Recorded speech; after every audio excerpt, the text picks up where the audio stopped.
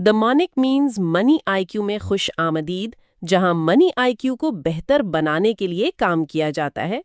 ये तज्जिया अवामी सतह पर दस्तयाब तहकीक और डेटा की बुनियाद पर किया गया है। शुक्रिया। और आज का तज्जिया वाकई बहुत खास होने वाला है, क्योंकि हम एक ऐसी कंपनी की बात कर रहे हैं जिसने पिछले कुछ सालों में मार्केट को हैरान कर दिया है। बिल्कुल, हम बात कर रहे हैं एयरलिंक कम्युनिकेशन लिमिटेड की, या जिसे स्टॉक मार्केट में एयरलिंक कहा जाता है। हाँ, ये वही कंपनी है जो स्मार्टफोन्स और टैबलेट्स वगैरह इंपोर्ट और मैन्युफैक्चर करती है। और अब तो ये लैपटॉप्स और स्मार्ट टीवीज के बिजनेस में भी आ चुके हैं। तो आज हम इस तज्जिये में ये देखने वाले हैं कि 2021 से लेकर 2026 तक का जो दौर था, जो कि मईशत के लिए इंतहाई मुश्किल दौर था। सही कहा, उस शदीद माशी उतार चढ़ाव में इस कंपनी ने अपनी बका और अपना मुनाफा कैसे बरकरार रखा। चले इसको समझने की कोशिश करते हैं। हाँ, बिल्कुल। और इसको समझने के लिए हमें थोड़ा सा इनके पसे मंजर में जाना होगा, यानी 2021 से पहले की कहानी। अच्छा, तो शुरुआत कहाँ से हुई इनकी? देखें, एयरलिंक अचानक से इतनी बड़ी कंपनी नहीं बन गई। इन्होंने 2014 में एक प्राइवेट लिमिटेड कंपनी के तौर पर आगाज किया था। फिर तेजी से ग्रो करते हुए अप्रैल 2019 में ये पब्लिक लिमिटेड बन गए। और यहाँ एक बहुत इंटरेस्टिंग पॉइंट है इनके शेयर्स का। हाँ, मैं इस बारे में पढ़ रही थी कि इनके टोटल शेयर्स तकरीबन 395 मिलियन यानी 39.5 करोड़ के करीब है। सही, लेकिन दिलचस्प बात इन शेयर्स की तकसीम है। इन शेयर्स का तकरीबन 72% हिस्सा इनके अपने स्पॉन्सर्स यानी मालिकों के पास है। अच्छा, 72%? ये तो बहुत ज्यादा है। बिल्कुल, और मजीद 15% गैर मुल्की कंपनीज के पास है। आम आवाम के पास सिर्फ कोई 6% शेयर्स हैं। यानी आम आवाम की इसमें उतनी शामूलियत नहीं है। लेकिन इस 72% का मतलब तो सीधा सा ये बनता है कि मालकान को अपने बिजनेस पर बहुत एतमाद है। ये बहुत बड़ा इशारा होता है मार्केट में। जब मालकान अपने शेयर्स नहीं बेचते तो मतलब उन्हें लॉन्ग टर्म ग्रोथ नजर आ रही होती है। सही, तो चलें 2021 पर आते हैं। उस साल इन्होंने अपना एक बहुत बड़ा मैन्युफैक्चरिंग प्लांट लगाया था ना? हाँ, अप्रैल 2021 में। और उस प्लांट की कैपेसिटी थी सालाना 12 लाख मोबाइल फोन्स बनाने की। 12 लाख। लेकिन डेटा बताता है कि उस पहले साल इन्होंने उस कैपेसिटी का सिर्फ 13.8% ही इस्तेमाल किया। सही, ये तो बहुत ही कम है। यानी इतना बड़ा सेटअप लगाया और प्रोडक्शन इतनी कम। बज़ाहिर तो ये काफी मायूसकुन लगता है, लेकिन इसके पीछे दो बड़ी वजूहात थीं। पहली वजह, पाकिस्तान में 3G और 4G सर्विसेज का इस्तेमाल उतनी तेजी से नहीं बढ़ रहा था जितनी ने तवक्को थी। अच्छा, इंटरनेट स्लो था या लोग अपग्रेड नहीं कर रहे थे? दोनों बातें थीं। और दूसरी बड़ी वजह, पूरी दुनिया और माइशत कोविड-19 के असरात से आहिस्ता आहिस्ता निकल रही थी। कोविड की वजह से सप्लाई चेन भी तो डिस्टर्ब थी। बिल्कुल। उसके साथ साथ रुपए की कदर गिरना शुरू हो गई थी और महंगाई बढ़ रही थी। इसका नतीजा ये निकला कि इनका जो ग्रॉस प्रॉफिट मार्जिन था वो 11.09% से गिरकर 10.14% रह गया। और खर्चे भी तो बढ़ रहे थे। मैं देख रही थी कि उन्होंने मुलाजमीन की तादाद 477 से बढ़ाकर 530 कर दी थी।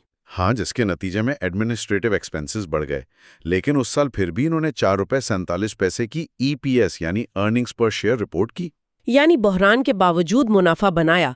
लेकिन असल बहरान तो 2022 में शुरू हुआ ना, जब पूरी कहानी दिलचस्प और थोड़ी मुश्किल हो जाती है। तो 2022 तो पूरी माशियत के लिए नईतमेर था। हाँ, क्योंकि 2022 में कंपनी की टॉप लाइन आमदनी में 2.5% कमी आई थी, जो कि तकरीबन 46,157 मिलियन रुपए बनती है। और इसकी सबसे बड़ी वजह गवर्नमेंट की तरफ से लगने वाली पाबंदियां थी। LCs वाली पाबंदियां। एग्जैक्टली। मुल्क में गैर मुल्की ज़र मुबादला यानी डॉलर के ज़खायर तेजी से गिर रहे थे।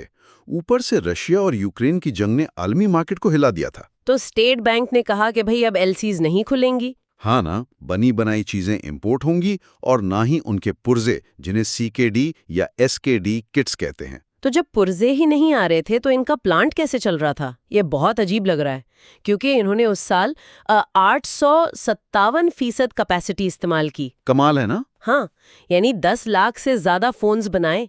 ये कैसे किया उन्होंने? पाबंदियों के दौरान स्टॉक कर लिया था। अच्छा, यानी फोरसाइट थी। बिल्कुल। जब कॉम्पिटिटर्स के पास माल नहीं था, एयरलिंक के प्लांट्स चल रहे थे। उन्होंने कॉस्ट कंट्रोल की और उस साल भी 4 रुपए 30 पैसे का ईपीएस मेंटेन किया। लेकिन ये सर्वाइवल की खुशी ज्यादा देर नहीं रही, क्योंकि फिर आया 2023 और ये साल इनका सबसे बुरा दौर था। बुरा कहना शायद थोड़ा छोटा लफ्ज होगा, ये तबाहकुन दौर था। सही बात है। मैं नंबर्स देखकर हैरान रह गई। आमदनी में 53% को शदीद फॉल आया, यानी 21,503 मिलियन रुपए रह गई बस। आधी से भी कम हो गई इनकी टॉप लाइन। और कैपेसिटी यूटिलाइजेशन गिरकर सिर्फ 18% पर आ गई। और इस दौर में इन्हें अपने बका के लिए इंतहाई संगीन और मुश्किल फैसले करने पड़े। मैं देख सकती हूँ उन्होंने मुलाजमीन की तादाद 806 से कम करके सीधा 191 कर दी। यानी लगभग 75% लोगों को फारिग कर दिया। ये तो बहुत बड़ा झटका होगा कंपनी के मोरल के लिए। होता है, लेकिन जब बिजनेस बैंक्रप्सी के किनारे पर हो तो मैनेजमेंट को ये कड़वे घूंट पीने पड़ते हैं। इसे हम सर्वाइवल मोड कहते हैं। हाँ, क्योंकि डिस्ट्रीब्यूशन और एडमिनिस्ट्रेटिव खर्चों में इन्होंने जबरदस्त कमी की थी। अगर वो ये सब ना करते तो उनका बचा कुचा प्रॉफिट भी नेगेटिव में चला जाता। इनका नेट प्रॉफिट उस साल 45% गिरा था और ईपीएस 2.33 रुपए पर आ गिरी थी, जो कि 2020 के बाद इनकी सबसे कम ईपीएस थी। लेकिन यही वो पॉइंट था जहां से टर्निंग पॉइंट शुरू होता है। यहाँ जो बात सबसे हैरानकुन है वो इनकी वापसी है। 2024 में जो इन्होंने अजीमो शान इजाफा देखा है, एक शानदार कमबैक। 161% का इजाफा इनकी आमदनी में। 56,282 मिलियन रुपए की टॉप लाइन हो गई अचानक। ये कैसे हुआ? देखें, 2023 में इन्होंने अपना सारा फजूल बोझ उतार फेंका था, कर्ज कम कर दिया था।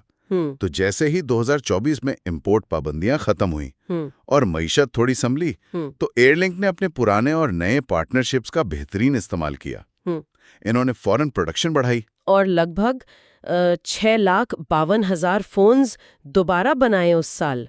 और जैसे ही काम बढ़ा, इन्होंने मुलाजमीन भी वापस रखना शुरू कर दिए। तादाद बढ़कर 390 हो गई। ये सुन के अच्छा लगा कि लोगों को वापस रोजगार मिला, लेकिन प्रॉफिट का जो इजाफा था वो तो रिकॉर्ड तोड़ था। 242% का नेट प्रॉफिट जंप, यानी 3,057 मिलियन रुपए इन्होंने मुनाफा बनाया। और इनका ईपीएस सीधा 7 रुपए 74 पैसे पर पहुंच गया। इसके अलावा इनका गियरिंग रेशियो, जो पहले बुहरान की वजह से काफी ऊपर नीचे हुआ था, वो वापस 32% पर आकर स्टेबल हो गया। गियरिंग रेशो यानी उनका उधार और उनके अपने पैसों का तनासुब। बिल्कुल, आसान लफ्जों में उन पर कर्ज का बोझ काबू में था। ये तो किसी फिल्म के सीन जैसा लगता है, जहां हीरो बिल्कुल हारने के बाद वापस उठता है और सबको हरा देता है। हाँ, बिल्कुल फिनिक्स की तरह राख से उठने वाली बात है। लेकिन माशी उतार चढ़ाव आते रहते हैं। 2025 में इनके साथ एक और अजीब चीज हुई। हाँ, वो सेल्स टैक्स वाला मसला। सही, हुकूमत ने अचानक मोबाइल फोन्स पर 18% सेल्स टैक्स लगा दिया, जिसने डायरेक्ट मार्केट की डिमांड को हिट किया। क्योंकि लोग इतने महंगे फोन्स खरीदने से हिचकिचाने लगे। और इसका असर इनकी आमदनी पर यह हुआ कि 2025 में इनकी टॉप लाइन ग्रोथ फ्लैट रही, बल्कि 0.26% मामूली सी कम हुई। लेकिन इसके बावजूद इन्होंने 7,85,000 के करीब हेडसेट्स बनाए, जो कि इनकी कैपेसिटी का 65% था। हाँ, तो यहाँ मैं हैरान थी कि आमदनी नहीं बढ़ी, लेकिन फिर भी मुनाफा कैसे बढ़ गया। यहाँ आकर इनकी तकनीकी महारत और मार्केट एनालिसिस काम आता है। 2025 तक महंगाई थोड़ी कम होना शुरू हो गई थी। इन्फ्लेशन घट रही थी और रुपया डॉलर के मुकाबले में थोड़ा मुस्तहकम हो गया था। इससे उनकी रॉ मटेरियल मंगाने की कॉस्ट कम हो गई। अच्छा, यानी माल सस्ता पड़ रहा था। सही, जिसकी वजह से इनका ग्रॉस मार्जिन अपने ऑप्टिमम लेवल यानी 12.22% पर पहुंच गया। कॉस्ट ऑफ प्रोडक्शन गिरने का डायरेक्ट फायदा प्रॉफिट में हुआ। और मैं यहाँ इस तज्जिए में देख रही थी कि नेट प्रॉफिट में मजीद 13% इजाफा हुआ, जो बनता है 3461 मिलियन रुपए। और ईपीएस बढ़कर 8.76 रुपए हो गया। ये तो वाकई कमाल है। और मुलाजमीन की तादाद भी बढ़कर 671 हो गई। कंपनी पूरी तरह से एक्सपांशन मोड में वापस आ चुकी थी, और इसकी झलक हमें हालिया कारकर्दगी में भी मिलती है। हाँ बिल्कुल। अगर हम फाइनेंशियल ईयर 26 की पहली तिमाही यानी फर्स्ट क्वार्टर की बात करें तो नेट प्रॉफिट में बहुत ही शानदार 72.94% का इजाफा देखने को मिला है। हालांकि इस क्वार्टर में इनकी फाइनेंस कॉस्ट बहुत ज्यादा थी। हाँ, इंटरेस्ट रेट्स का असर। लेकिन उसके बावजूद ईपीएस ₹1.54 रिकॉर्ड हुई और ग्रॉस प्रॉफिट मार्जिन 12% के करीब रहा, जो इस बात की दलील है कि मैनेजमेंट अपने खर्चों पर मुकम्मल कंट्रोल रखती है। और इस काबू के साथ साथ वो अपने मुस्तकबिल की मंसूबाबंदी भी बहुत स्मार्टली कर रहे हैं। डाइवर्सिफिकेशन की बात कर रही हैं आप? बिल्कुल। अब ये लोग सिर्फ मोबाइल फोन तक महदूद नहीं है। हाँ, इन्होंने काफी नए एवेन्यूज ओपन किए हैं। इनकी अब Xiaomi टीवी और एसर गैजेट्स के साथ भी पार्टनरशिप्स हो चुकी हैं, यानी होम अप्लायंसेज और आईटी इक्विपमेंट में भी एंट्री मार ली है। और अगर फोन्स की बात करें तो पहले से ही इनके पास TCL, टेक्नो, अल्केटेल, आईटेल, हुआवे और MI जैसे बड़े ब्रांड्स मौजूद हैं। ये एक ऐसी लाइनअप है जो किसी भी मार्केट में इनकी चौधराहट कायम करने के लिए काफी है। वैसे इस सारी बहस से एक बात तो साफ जाहिर होती है कि as a case study Airlink ने काफी कुछ सिखाया है। हाँ, खासकर उन लोगों को जो बिजनेस मैनेज करते हैं। बिल्कुल। इस तज्जिए से ये नतीजा निकलता है कि कैसे एक अच्छी और चौकन्नी मैनेजमेंट मुश्किल तरीन माशी हालात में भी रास्ता निकाल सकती है। जैसे जब एलसी रिस्ट्रिक्शंस लगी और महंगाई उरूज पर थी। हाँ, उन्होंने कुर्बानियां दी, स्टाफ कम किया, लेकिन खुद को बचा लिया। और फिर जैसे ही हालात बेहतर हुए वो मार्केट शेयर हासिल करने में सबसे आगे थे, रिकॉर्ड मुनाफा बनाया। वाकई ये एक हैरत अंगेज सफर था और मुझे उम्मीद है सुनने वालों को इस बिजनेस साइकिल से बहुत कुछ नया जानने को मिला होगा। मुझे भी यही उम्मीद है। सोचिए, जब लोकल मैन्युफैक्चरिंग मुकम्मल तौर पर इंपोर्टेड फोन्स की जगह ले लेगी तो क्या हमारी ऐसी कंपनियां अगले चंद सालों में दुनिया भर में मोबाइल फोन्स एक्सपोर्ट करने वाली आलमी ताकतें, ग्लोबल पावर्स बन जाएंगी? ये एक ऐसी चीज है जिस पर जरूर सोचना चाहिए। बहुत ही गहरा सवाल है ये। मुस्तकबिल की अपडेट्स के लिए बेल आइकॉन दबाएं और हमारे चैनल को लाइक और सब्सक्राइब करें। Like and subscribe.